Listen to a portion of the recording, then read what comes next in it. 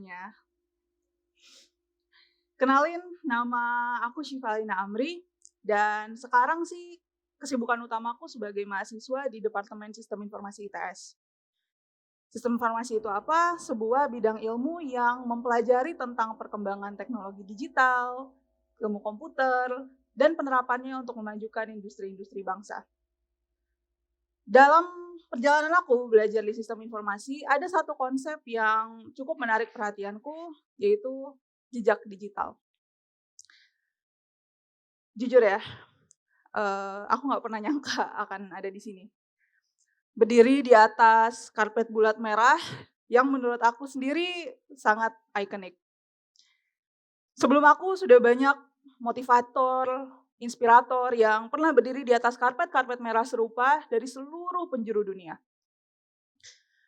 Nah, dalam persiapan aku untuk TEDx Talk hari ini, ada banyak sekali hal-hal yang aku pikirkan.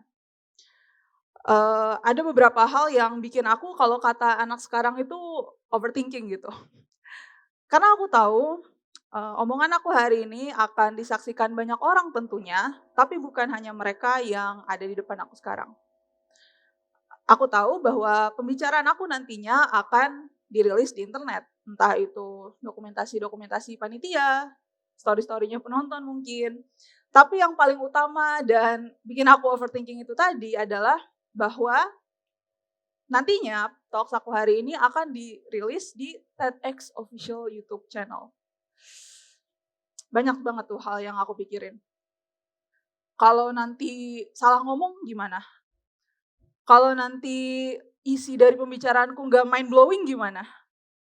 Kalau nanti hari H tiba-tiba mic meledak, panggung roboh, tiba-tiba gempa bumi atau hujan es batu gimana? Bahkan perkara YouTube channel ini bikin aku berpikir panjang sekali ingin deliver pembicaraan hari ini dengan bahasa Indonesia atau bahasa Inggris. Kenapa sih aku segitunya berpikir keras gitu? Karena hal tersebut nantinya akan menjadi salah satu dari mark that I leave behind. Legasi digital yang baik buruknya, suka nggak suka, akan abadi di internet. Nah, di sini aku berdiri sebagai anak kelahiran 2002. Mungkin mirip-mirip lah sama teman-teman di sini. 20 tahun aku menapaki bumi dan dalam waktu tersebut kita semua menyaksikan perkembangan teknologi yang tak tertandingi kecepatannya. Inovasi-inovasi baru bermunculan setiap saat dan kehidupan kita senantiasa berevolusi dan berubah. Kalau aku coba kenang masa kecilku, ada satu memori yang cukup stand out nih di memoriku. Dulu itu mungkin usiaku kelas 1 SD dan itu pertama kalinya aku menerima komputer desktop. Canggih banget tuh dulu setupnya. Dulu itu di bawah pastinya ada CPU ya, dan keyboardnya itu yang bisa ditarik-tarik itu dari laci kecil di bawah meja. Tapi yang paling canggih adalah dulu tuh monitornya melayang, jadi dibaut ke dinding di depan meja belajarku. Canggih lah pokoknya. Dan dengan desktop ini, ibu aku berniat mengajarkanku cara browsing atau surfing di internet. Sebelumnya aku udah pernah menggunakan komputer, udah pernah mencoba bikin karya-karya di PowerPoint gitu ya. Bahkan dulu tuh aku hobi banget bikin presentasi-presentasi absurd di PowerPoint gitu. Jadi dulu semua jenis transisi, animasi, terus efek-efeknya semuanya aku udah cobain semua lah. Dan mungkin kalau dilihat-lihat lagi kurang lebih presentasi aku tuh kayak gini nih bentuknya. Waduh, Comic Sans. Ya ada gambarnya, kenapa itu harus oval gitu kan, nggak tahu ya mana background-nya heboh, tulisannya heboh, pokoknya ya begitulah dulu kreativitas aku ya. Jadi aku memang selalu merasa kalau komputer itu adalah alat yang menakjubkan gitu. Nah tapi hari ini beda, bentar nih bisa aku mundurin nggak ya? Oke, ya. Jadi aku memang selalu terpukau dan merasa komputer itu suatu alat yang menakjubkan. Tapi hari itu beda teman-teman. Di hari itu ketika aku duduk manis menunggu penjelasan mama yang mau mengajakku ke langkah-langkah pertamaku menelusuri dunia World Wide Web, komputer tidak lagi terasa menakjubkan, komputer terasa ajaib. Aku ingat banget dulu mama menunjukkan icon huruf E warna biru muda, ada yang tahu icon apa? Ya, dan ketika Mama klik itu muncullah sebuah laman dan di sana Mama bertanya, "Kak, mau lihat karakter apa?" Bukan mau main game apa, bukan mau nonton film apa, episode berapa, cuman sekedar mau lihat karakter apa. Nah, ternyata Mama sedang membuka, ini, Google Images waktu itu. Dan aku nggak ingat persis sebenarnya apa jawaban yang aku berikan, tapi mungkin salah satu karakter Disney yang basic gitu, Mickey Mouse misalnya. Lalu aku bilang ke Mama kan, "Mickey Mouse, Ma." Mama pun ngetik, "Mickey Mouse." Dan setelah kita nunggu beberapa detik, tiba-tiba layarku penuh dengan foto-foto Mickey Mouse. Ada yang pakai kostum, ada yang melambai, mungkin tolak pinggang, pokoknya segala bentuk penampilan Mickey Mouse memenuhi monitorku kala itu, dan aku langsung merasa, wah gitu. Spontan aku memilih salah satu foto dan aku bilang, "Yang ini mah." Padahal nggak tahu gitu mau pilih apa, pokoknya yang ini mah. Dan ketika Mama klik foto tersebut, dibuka, gambarnya muncul dengan ukuran yang lebih besar dan ya gitu aja sih. Gak ada film yang berputar, gak ada musik, gak ada lagu, gak ada perubahan-perubahan signifikan lainnya. Tapi aku udah cukup impress gitu, karena ketika aku minta Mickey Mouse, tiba-tiba beberapa detik kemudian langsung muncul Mickey Mouse. Jadi aku udah bisa dibilang puas sekali gitu melihat foto yang tidak bernyawa dan sebenarnya tidak terlalu berguna ini. Dan di sanalah aku pertama terpikir untuk menciptakan NFT. Nggak bohong ya, bercanda. Nah, setelah diri kecilku menemukan bentuk keajaiban baru ini, aku langsung semangat banget. Dan aku minta Mama berbagai macam karakter lainnya. Minnie, Goofy, Phineas and Ferb mah gitu. Dan setiap kali pencarian baru dilakukan, aku terkagum lagi, dan lagi. Nah, jadi itu perkenalan pertamaku dengan dunia internet. Setelah itu beberapa tahun berlalu, dan entah bagaimana ceritanya, aku sudah semakin familiar dengan internet, sehingga aku udah mulai terjun ke dunia Facebook. Mungkin umur aku kelas 3 SD, kelas 4 SD gitu ya. Kalau di sekolah itu belum lancar perkalian pembagian. Kalau dikasih uang jajan itu sehari, dikasihnya per hari gitu. Karena kalau aku dikasih uang jajan lebih dari 1 lembar, takutnya hilang.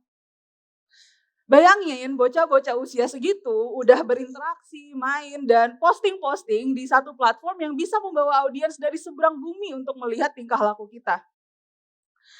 Dan sebenarnya aku mixed feelings gitu, karena aku juga senang bisa menemukan akun Facebook lamaku, bisa menelusuri akunku dulu, dan menemukan beberapa harta karun seperti video satu ini. Mungkin bisa dibantu videonya.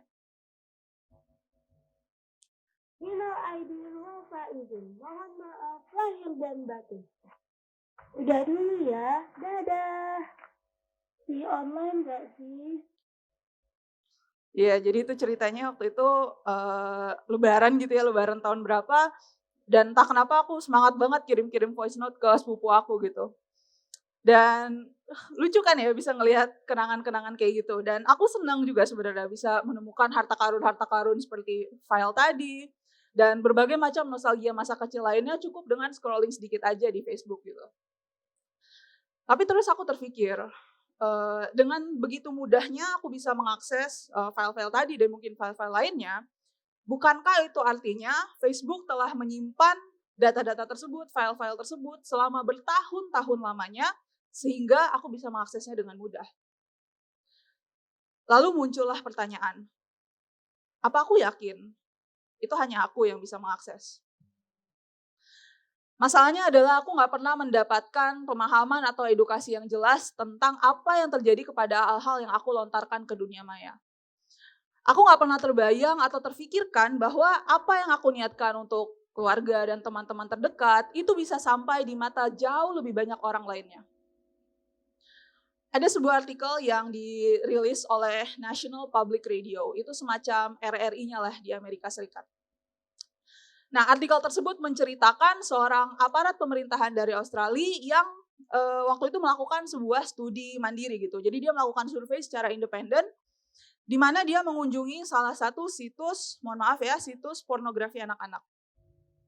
Jadi situs tersebut isinya konten foto-foto anak-anak, dan silakan interpretasi sendirilah kira-kira digunakan untuk apa situs tersebut. Nah, dia menemukan di situs ini ada sekitar 45 juta foto anak-anak yang berseliweran di sana. Dan yang mengejutkan adalah sekitar separuh darinya tampak berasal dari postingan-postingan media sosial. Jadi entah itu anaknya yang ngepost ke media sosial atau bahkan orang tuanya. Yang jelas adalah foto-foto tersebut udah di-download, di-forward, di-share, dikirim ulang, sehingga entah bagaimana caranya foto-foto tersebut berakhir di situs ini, di mana orang-orang yang seharusnya tidak berhak bisa mengaksesnya, menikmati foto-foto tersebut, dan bahkan menyertakan komentar-komentar tidak pantas. Ngeri? Selain itu di tahun lalu, bulan Juli, ada kasus lain di Florida. Ada seorang TikToker muda yang bernama Ava Majuri. Ada yang tahu kasusnya mungkin? Ya, jadi Ava ini remaja ya, usianya waktu itu 15 tahun dan mungkin di usia segitu tuh dia lagi puncak-puncaknya main TikTok gitu ya, lagi umur-umurnya seru-seruan di media sosial lah sama teman-temannya gitu. Dan kebetulan Ava ini adalah salah satu kreator yang cukup populer. Pengikut dia kala itu mungkin ada di angka ratusan ribu atau bahkan jutaan. Sekali lagi ya, umur dia 15 tahun waktu itu, SMP kali ya. Dan bayangkan di usia segitu, Ava harus menghadapi isu-isu pelecehan, stalker, dan fans-fans yang sedikit terlalu terobsesi dengan dia di platform tersebut. Siapa di usia tersebut yang harus berbicara dengan orang tuanya untuk membincangkan apakah dia harus menjual foto dirinya ke internet karena ada pengikut-pengikutnya yang memang fanatik. Ava tak henti-henti diganggu oleh seseorang bernama Justin yang selalu menyertakan komentar dan ya bisa dibilang sering stalking si Ava ini. Justin ini kalau misalkan kita bilang bisa dibilang seperti om-om gitu yang obses banget dengan Ava. Setelah keluarganya mencoba blog, report, dan berbagai macam usaha lainnya, Justin tak kunjung meninggalkan Ava dan tak berhenti mengganggunya gitu. Hingga suatu malam, Justin yang entah bagaimana mendapatkan alamat rumah kediaman keluarga Ava, mendatangi rumah tersebut dengan membawa senjata api shotgun. Karena dia bertekad banget untuk mengejar obsesinya ini.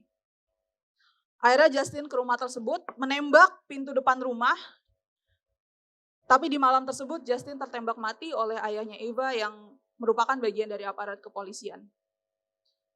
Untungnya Ava selamat malam itu, tetapi peristiwa tersebut menjadi wake up call atau trauma yang luar biasa membekas di diri Ava dan juga keluarganya. Kasus-kasus seperti ini tuh masih terjadi, tapi terkadang kasus-kasus seperti itu tadi terlalu mudah untuk diabaikan. Kasusnya terlalu ekstrim, terlalu jauh dari realita kita sehingga sulit untuk berempati dengan orang-orang yang terlibat di peristiwa-peristiwa tersebut. Oke. Kita kesampingkan dulu kasus-kasus ekstrimnya. Tanpa perlu menyinggung isu kekerasan cyber, cybercrime, cyberbullying, isu ekstrim lainnya, cukup dengan melihat interaksi sehari-hari dan kultur yang telah dibangun generasi kita seputar media sosial, telah dikaitkan secara ilmiah dengan tingginya kasus depresi, gangguan tidur, maraknya misinformasi, dan berbagai macam peristiwa lainnya yang terjadi di masyarakat kita sekarang karena pola kita sendiri di dunia digital. Kita semua memang beruntung bisa punya media sosial yang ya fun banget gitu sejak kita masih kecil. Kita punya alat komunikasi yang menyenangkan, kita hidup di era digitalisasi. Tapi seiring kita menyaksikan dunia baru terbentuk di depan mata kita seolah-olah clueless gitu akan apa yang aman dan tidak aman untuk dilakukan, apa resiko dari kelakuan kita, apa implikasi dari setiap langkah kita, dan kita seolah-olah terkelabui dan hanya menganggap bahwa ya sosial media itu ada untuk kita bersenang-senang gitu. Dan aku di sini nggak sama sekali mau menyanggah bahwa memang sosial media dan media-media digital itu menjadi salah satu highlight dari kehidupan kita di zaman sekarang. Tapi yang jelas, masyarakat seperti tidak memiliki sosok otoritas, instruksi, dan akuntabilitas yang jelas mengenai batas-batas kelakuan di media sosial. Bahkan ya, buat aku pribadi, kadang istilah literasi digital itu terasa nggak terlalu penting untuk diperhatikan gitu, terasa nggak terlalu relevan. Kenapa? Karena istilah literasi digital seolah-olah hanya berseliweran di pembicaraan-pembicaraan boomer yang mungkin untuk anak muda seperti kita itu ya kesannya mereka hanya nggak mau menerima perkembangan teknologi gitu. Penyampaian pesan mengenai literasi digital sering memiliki konotasi yang kurang pas, sehingga pesannya itu hanya masuk kuping kanan dan keluar kuping kiri aja untuk anak-anak muda seperti kita. Tapi aku yakin kok, isu literasi digital ini ada esensinya dan penting untuk kita tuangkan lebih banyak perhatian.